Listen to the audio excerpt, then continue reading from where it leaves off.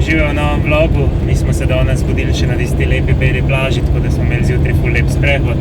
Tudi Šnovka je ful uživala, ker se je lov za žogico podila, sta nas pa spremljala zraven še dva potepuška kužka, ampak sta bila oba zelo prijazna, tako da ni bilo nobenih incidentov. Ja, zdaj gremo pa naprej proti jugu in danes bomo prečkali en pomemben mejnik.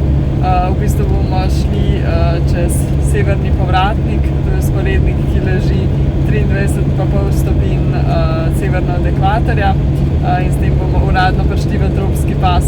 Tako da sva kar ponosna na naš brlog, da nas tako pridno okrog voz. Bili smo na Nordkapu, ki je 71 stopinj severno od ekvatorja, zdaj pa smo že v tropskem pasu, oziroma bomo. Tako da ja, smo kar veseli. No.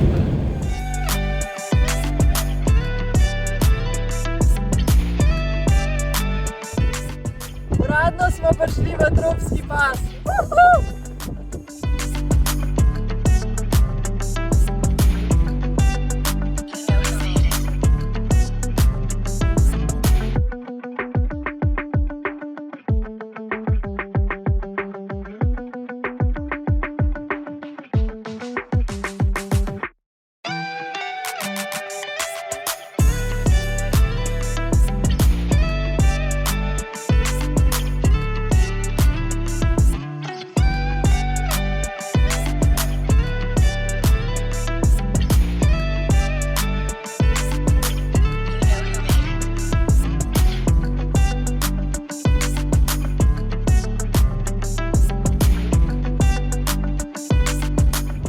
Mi smo danes za naše razmere zelo zgodaj vstali, že ob 6:30, zato ker imamo še okrog 90 km do meje, pa bi radi tja čim prej prišli. Odpre se ob 9:00, tako da enkrat takrat oziroma malo kasneje bomo tam. Pričakujeva, da bo to najdlje trajajoča meja do zdaj na tem potovanju, zato ker v bistvu na nobeni še zelo dolgo niso ostala v Maroku, pač nas niso nič pregledovali. Pa tudi tam v Gruziji pa Armeniji pa to niso bile to neke meje, tako da to bo prva taka zaresna meja, kjer bo verjetno kar nekaj ur zgubila. Ampak ja, no, bomo videli, kako bo, pa upajmo, da bo šlo gledko čez.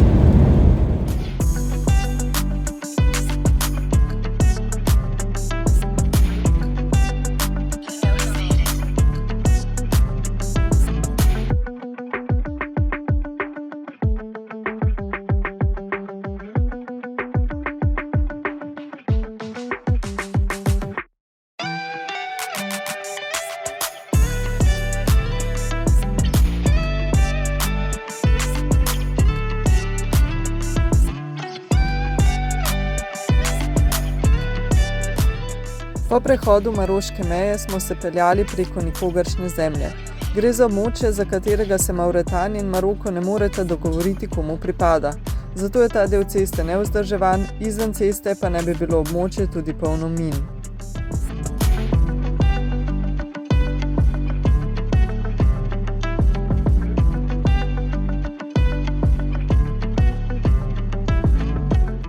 No, po več kot 6 urah smo končno prišli čez mejo.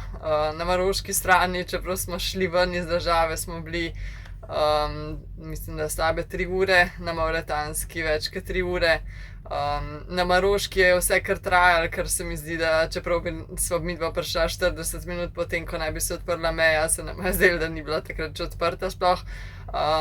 Pa tudi pol je trajalo, ker smo mogli kemper dati čez rentgen, pa s psom so potem noter šli, pa pol spet je bilo treba nazaj te papirje nesti, pa tako milijon neke birokracije in milijonkrat spet pogledajo pasu še. Tako da ja, je bilo kar že to dolgotrajno priti sam ven iz Maroka. Ja, pol pa vmes se ne 3 km ceste ali 2 km ceste, kakšen dober kilometer je neasfaltiran, ko v bistvu ni od nobenega zemlja, to je pač med mejama, tako da tisti smo bolj prepeljali in prišli še na mauretansko mejo. Tam takoj na začetku parkiraš kemper in moraš pol najprej greš v eno hišico, kjer pokažeš pasoše, pa poveš, kje boš šel. pol greš v drugo hišico, kjer zrihtaš vizo, pol greš v tretjo hišico, to vse peš urediš, kjer zrihtaš uvozni dokument za avto, ki je sicer zastonj, ampak so nama najprej hoteli zaračunati 10 evrov. Pol zadnja stvar, ko pa že vse to zrihtaš, moraš pa še poštempljati pasoše, vize, tisto pa zgleda tako, da spet greš še v eno hišico, kjer pa v bistvu je cel kaos, ker je tam pač en mali prostor, kjer sta noter dva uradnika in v bistvu v vrsti stojijo pasoši, ne ti. V bistvu daš na mizo, če te sploh policaj noter spusti, če mu dopoveš, da moraš samo pasoš dati k uradniku na mizo v vrsto, da pač čaka tam, daš tja pasoš in potem oni, ko pride tvoj pasoš na vrsto, pokličejo. Ampak ja, tudi to ne gre glih neki po nekem sistemu, oni malo od zgori, malo od spodaj, malo z leve, malo z desne jemljajo une pasoše, tako da je čisto odvisen od sreče, kako hitro si na vrsti. Ja, to je v eni sobici milijon ljudi zašvicanih, milijon muh, tam stojiš, se rineš, v bistvu nimaš pojma, kaj se dogaja, ker noben ne zna nič angleško. In ja, čakaš in na koncu, mislim, da so bila tam 45 minut samo v tej sobi. In pol še ni konc, pol te morajo še enkrat nekaj tam štopljati, sploh ali kopirati pasoše, pa biljonkrat so mogla točno pisati pot, ko bo šla po Mauretaniji. In ja, v glavnem, potem, ko smo vse to zaključili, greš čez mejo in na drugi strani sva hotela kupiti zavarovanje za kemper, katerega so nama tudi hoteli podtakniti zelo dragega, oziroma ne vem, zdaj so naj hoteli nategniti ali so se res zmotili, ampak hoteli so, ne vem, čez 80 evrov, v resnici pa je nekih 40. Tako da sva se potem tam malo pogajala spet in je spet 1 ura šla okrog, da so oni pač tam zdaj najdeli, kaj bi zdaj oni z nama naredili, da so nama potem dali za 40 evrov ali nekaj tam okrog. Pa so hotela pa še SIM kartico kupiti, ker je sploh pol nisva kupila zaradi tega, ker so hoteli samo za SIM kartico brez podatkov 17 evrov, pa imaš pa pač še vsak giga kupiti za, ne vem, 2,5 evra ali nekaj, ker se nama je zdelo pač prizadeto drago, zato ker v mestih lahko kupiš SIM kartico s podatki, pa je SIM kartica zastonj, pa pač sam podatke plačaš. Ja. Tako da zdaj sva si tle čez mejo še kosilo skuhala in je 1:05. Tako da so že ful utrujena, tako da bo šla do prvega tega večjega mesta, no Dibu in tam nekaj probala prespati. Upava, da mogoče še danes tam kakšno kartico dobiva, sicer trgovine so ziher že vse zaprte, ampak mogoče na ulici kje še prodajo, bova videla.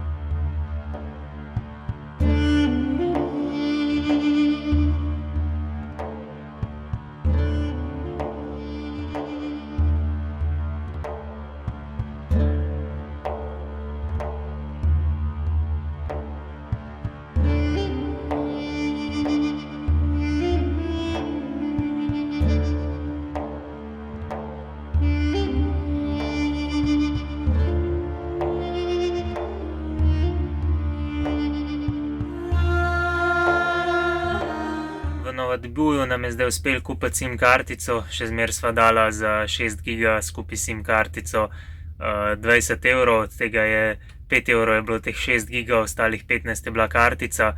V bistvu so tukaj te kartice ful drage, zaradi tega, ker če hočeš kupiti direkt pri ponudniku, se pravi pri operaterju, moraš imeti mauretansko osebno izkaznico, tako da turisti v bistvu morajo kupiti kartico na črnem trgu in zaradi tega lokalci pol tudi toliko navijajo te cene.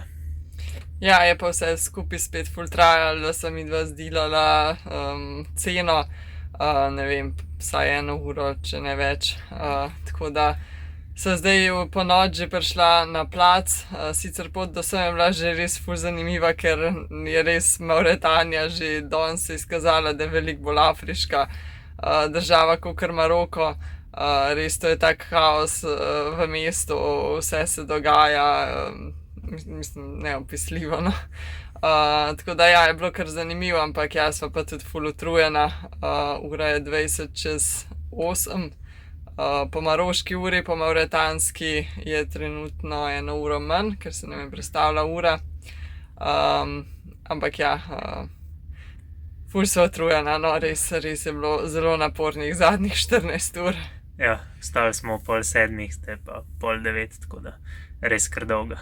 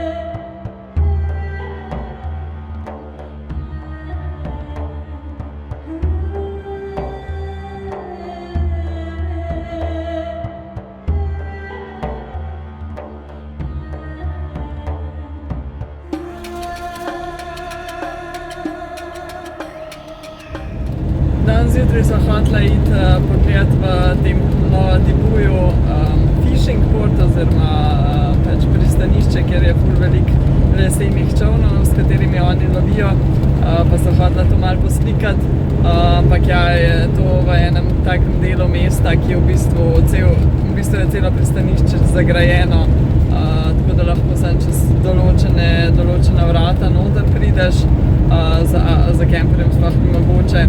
V glavnem midva sva hotela na enem delu priti noter, pa sva se znašla na eni ulici, kjer je pač spet čisti kaos, to pač ni možno opisati, no, je treba doživeti, koliko se dogaja naenkrat, ker ti možgani sploh ne sprocesirajo, kaj vse okrog tebe vose in kaj vse delajo. V glavnem ja, pol sva pač tam videla, da ne bova mogla priti noter in sva obrnila in šla nazaj ven po tej ulici, ampak je ful velik bilo gužve in sva se malo umaknila na ceste, ampak pol nisem mogla ne naprej, ne nazaj več. Ampak so dele domačini takoj bili zelo ustrežljivi, no. Za en avto, ki je bil pred nama parkiran, so ga začeli riniti, da ga bo pač prestavili, da bo lahko midva ven prišla, pa jim ni glih ratalo, ker je bil najbrž v prestavi, pa ga niso mogli premakniti. Tako da bolj so nekako čez okno ga odklenili, pa šli noter, pač nek random avto ni bil njihov. Potem je še policaj oziroma vojaka, karkoli je prišel, pa je še on pomagal, vse to, ampak ga še zmeraj nisem mogel prestaviti, čeprav na koncu že 10 nabrali, pa so rinili v avto, pa kar ni šlo. V glavnem na koncu so ga nekako uspeli in da so lahko midva ven zapeljala, tako da to je res tako drug svet, da je nam čisto nepredstavljivo. Ja, ni nama pa čisto jasno, zakaj so ta avto, ki je bil parkiran spredi naprej rinili, namesto da bi unga, ki je naju od zadaj zaparkiral in je sedel v avtu in čakal v prometnem zamašku, zakaj niso iz tam jih stran odgonili, da bi pač midva lahko stran odpeljala. Malo drugače razmišljajo o kaminu. Pa smo pa šli na drug konc tega porta, kjer sem šel bolj peš noter sam, zaradi tega, ker se nama ni zdelo pametno tam kemperja nenadzorovanega pustiti. Tako da sem lahko malo posnel pa poslikal, pa sem pa prišel nazaj, pa je hotela iti še Nastja, nje pa niso spustili, je pa takoj tam že na vhodu zatežil vojak za pasuš in je niti ni imela sabo, ker ni vedela, da ga bo rabila, tako da pa ni uspela noter priti. S tem, da jaz nisem imela fotoaparata, šla sem res čist mahajučim rukama, tako da ne vem. V glavnem, že prvi dan je Afrika dokazala, da bo naporna in da so vzponi in padci vsake 2 minuti, med drugim tudi to, da nama je SIM kartica, ki smo jo včeraj kupila, že crkana, tako da zdaj nimava interneta in sploh ne vem, kaj bova. ja, gremo zdaj proti Novadibuju in upamo, da tam mogoče Novak Škoto, ja, in upamo, da tam kakšno delujočo dobimo.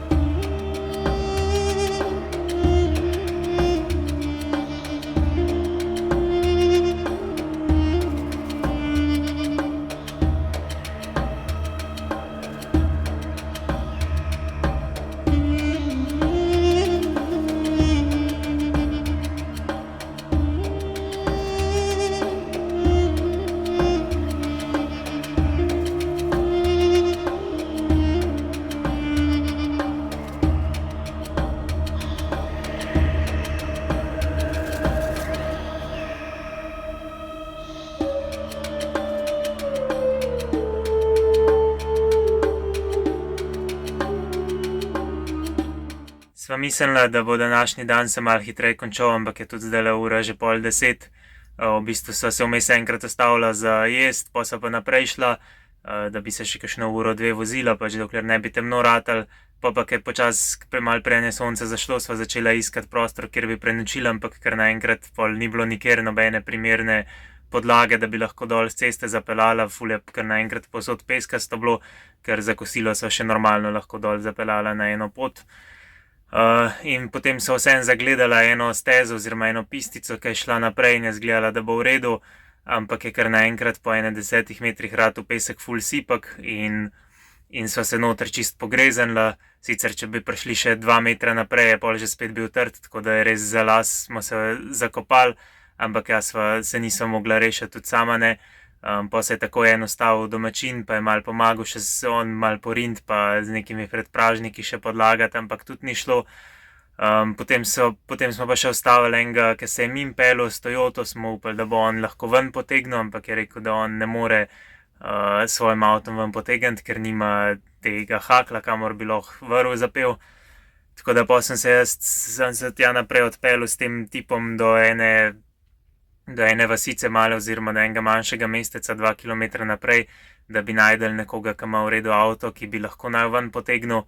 Ampak ja, po 1 uri iskanja tam po mestu vožnje ni nobenega najdu, ne vem sicer zakaj, z vsakim se je pogovarjal 10 minut, ampak na koncu se je vsakič izkazalo, da zaradi nekega razloga ne more. Tako da na koncu so popakirala v avto, mislim, da še 4 druge moške, ki so pol prišli nazaj in pomagali porint. Ampak tudi, če ni šlo brez tega, tako da na koncu se je izkazalo, so te Mauretanci, ki so jih prepeljala, so ugotovili, da ta njegov avto v resnici ima ta kavelj, kamor smo lahko zahaklali vrv, tako da na koncu je s tem, da je ta potegnil, pa da smo še ostali porinali, je avto prišel ven, se pravi prišel čez ta meter mehkega peska do trdega, kjer sem potem lahko obrnil normalno in tudi nazaj z malo več hitrosti brez problema prišel do glavne ceste. Ja, je bil pa ta Toyota drugače nek Mauretanc, ki živi v Ameriki, ampak ima tukaj samo neke bajne posle povezane z ribištvom, nafto in ne vem, nekimi rudniki, ne vem, zlata ali česa. V glavnem pač zelo, zelo poln sebe in bogat človek, zato verjetno tudi ni hotel se on ukvarjati s tem in on na svoj zelo nov avto, da je tvrvi. Na koncu je pač vseeno mogel dati in smo prišli ven in se rešili. Tako da ja, potem je to vse skupaj trajalo skoraj 2 uri, tako da je se že zvečerilo oziroma je bila že popolna tema, ko smo ven prišli. Tako da sva se zdaj odpeljala do naslednjega mesta in spiva za zidovi policijske postaje, kar nama niti najmanj ni povšeči, ni to najin plac, kjer bi rada bila, ampak je bila že tema in tako so že utrujena, da se nam res ni dal več iskati, niti niso več mogli iskati po noč, tako da bomo zdaj na varnem prespali. Ja, je pa to za ta vlog, pa se vidimo v naslednjem. Ja.